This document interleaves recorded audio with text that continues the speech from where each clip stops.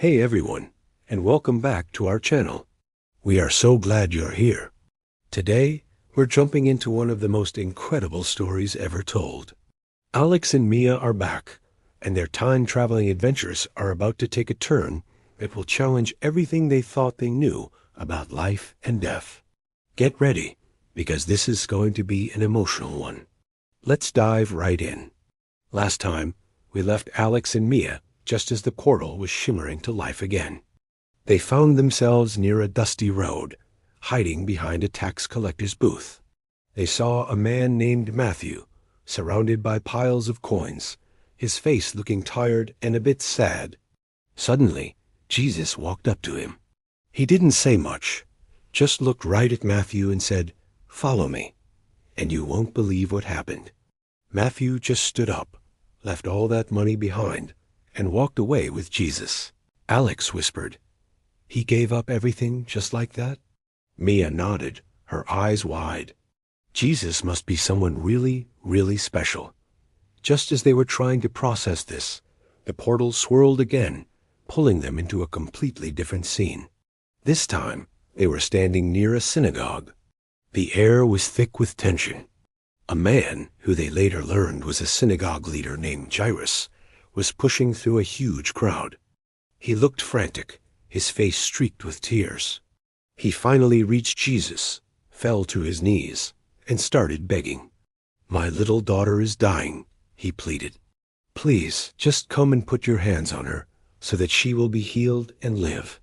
The desperation in his voice was heartbreaking. You could feel his pain.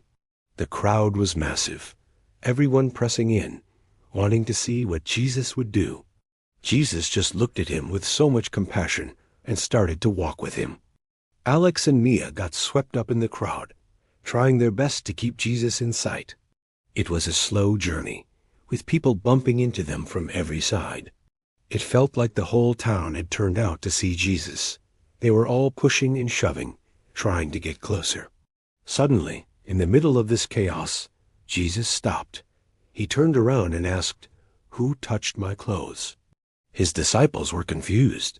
Peter said something like, "Master, you see the people crowding and pressing against you, and yet you can ask, 'Who touched me?'" It seemed like a strange question. People were touching him from all sides. But Jesus looked around, searching the crowd with his eyes. He knew this was different. He knew power had gone out from him. Then a woman, trembling with fear, came forward and fell at his feet. She looked so frail and had been suffering for 12 long years with a bleeding condition. She had spent all her money on doctors, but nothing had worked. She had only gotten worse.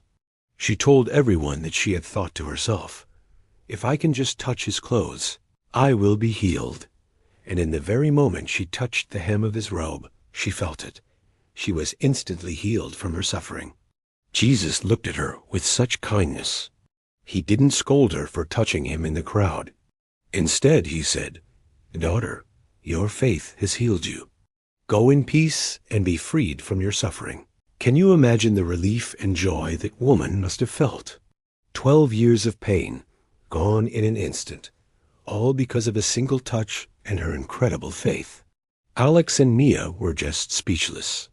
They had seen healing before, but this was so personal, so powerful. It was a miracle within a miracle.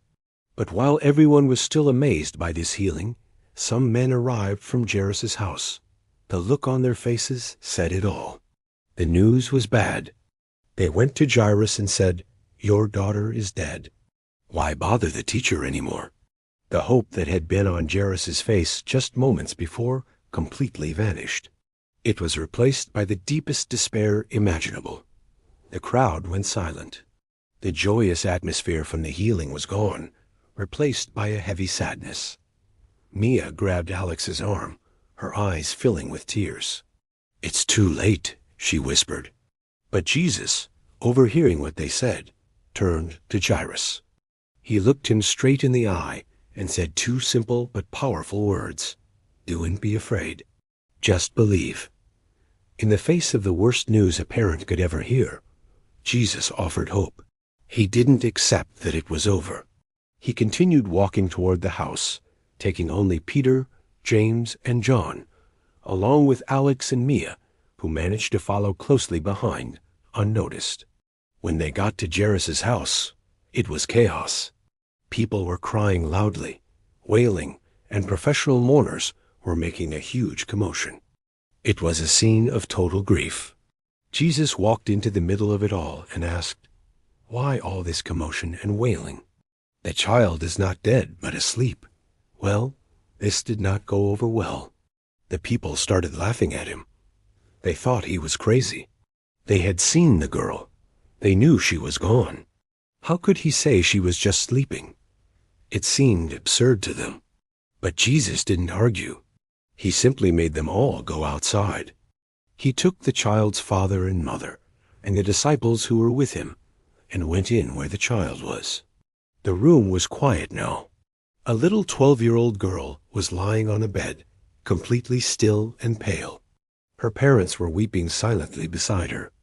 The hope they had felt earlier was completely gone. Alex and Mia stood near the doorway, holding their breath. This was it. What was Jesus going to do? It seemed impossible. Jesus walked over to the bed. He gently took the little girl's hand.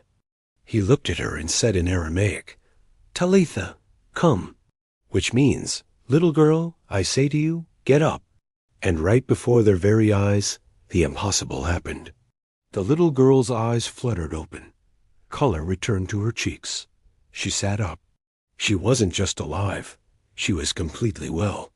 Jesus then turned to her stunned parents and said something so practical, so normal. "Give her something to eat." Her parents were beyond astonished. They were hugging their daughter, crying tears of pure joy. They couldn't believe it. Their daughter was back. The mourners outside, who had been laughing just moments before, were now silent, their jaws on the floor as they saw the girl walking around. Alex and Mia just stood there, their minds blown. They had seen Jesus heal the sick, cast out demons, and command nature. But this was different. He brought her back from the dead, Alex stammered.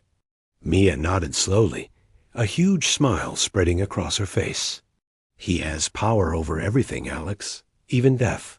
This wasn't just a healing. This was a resurrection. It proved that with God, nothing is impossible. Death itself doesn't have the final say. This experience changed them forever. They realized that the hope Jesus offers isn't just for a better life here and now. It's a hope that conquers the grave.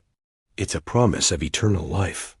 For anyone watching who has ever lost someone they love, this story is for you. It is a powerful reminder that God is with you in your grief and that He holds the keys to life and death. There is hope beyond the pain. As Alex and Mia were trying to wrap their heads around this ultimate display of power, they saw Jesus gathering His 12 disciples. He was giving them instructions, preparing them for a new mission. He was sending them out. What was He sending them to do? What challenges would they face? Well, you'll have to join us next time to find out. Jesus is about to give His followers the authority to preach, heal, and continue His work. The adventure is only getting bigger. Thank you so much for watching with us today. If this story touched your heart, please hit that like button and subscribe so you don't miss what happens next. And remember, no matter what you're facing, don't be afraid. Just believe. We'll see you in the next video.